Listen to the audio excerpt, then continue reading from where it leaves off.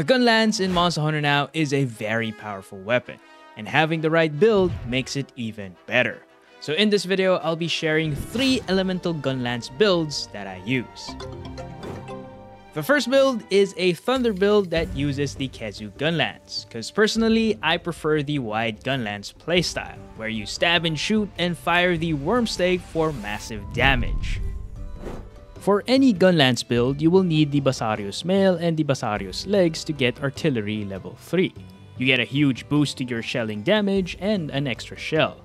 At the moment, this is the highest Artillery level you can get from armor pieces. For Thunder attack skills, we will equip the Zinogre Vambraces and the Toby Waist. And then lastly, we will equip the Coral Puke Helm to get Weakness Exploit 2 and Lock On.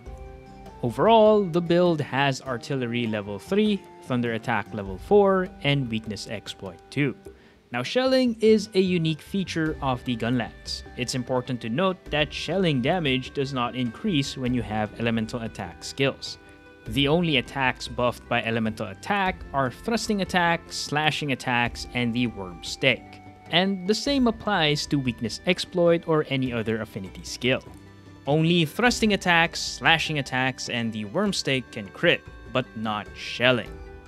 The wide Gunlance playstyle takes full advantage of the elemental attack skills and affinity when you do the thrust and shoot combos. And it has the highest wyrmstake damage out of the 3 Gunlance types.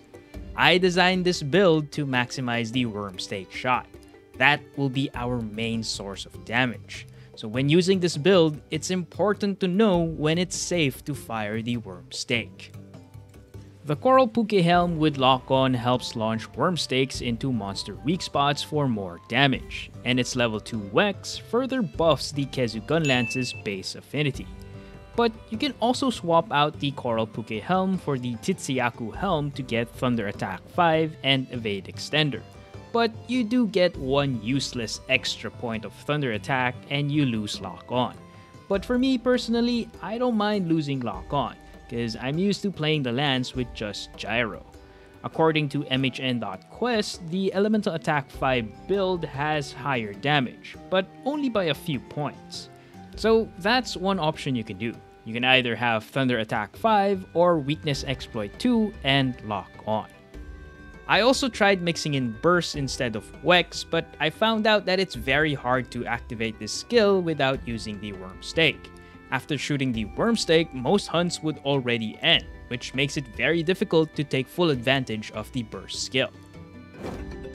Next is a Fire build using the Anjanath normal Gunlance. For this build, we will be using the staple Basarios pieces to get Artillery level 3.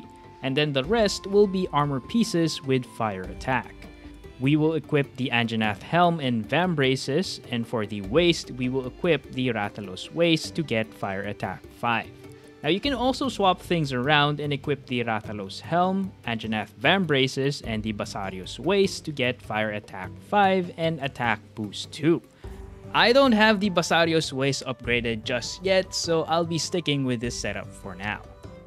The main combos you want to be doing for this build is the full burst combo using the Rising Slash into Overhead Slam into full burst.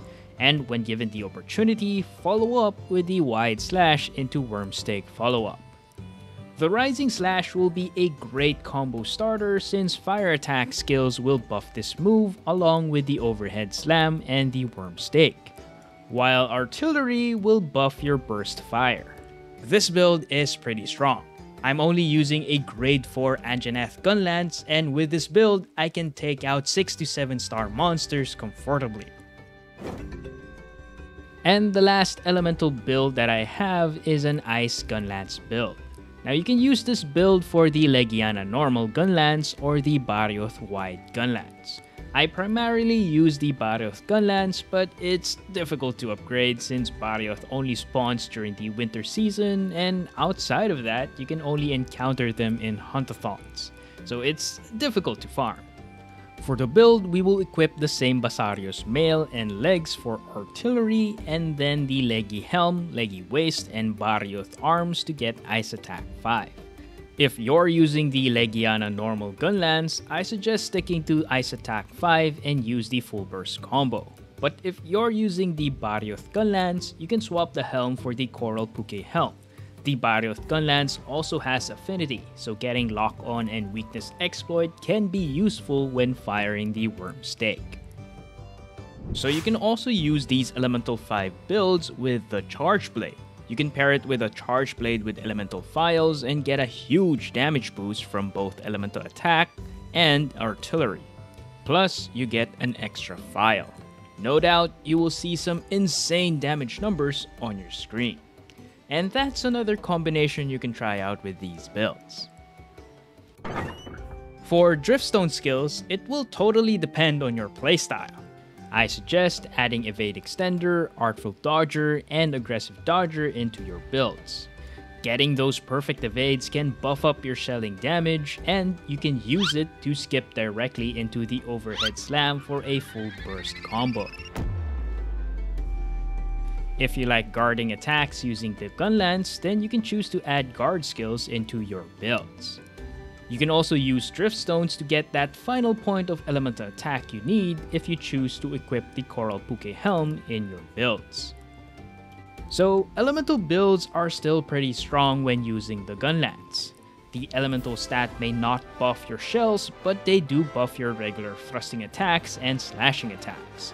Plus, it also buffs your wyrmstake shot. If you want to learn more about the Gunlance in Monster Hunter Now, then be sure to check out these videos right here.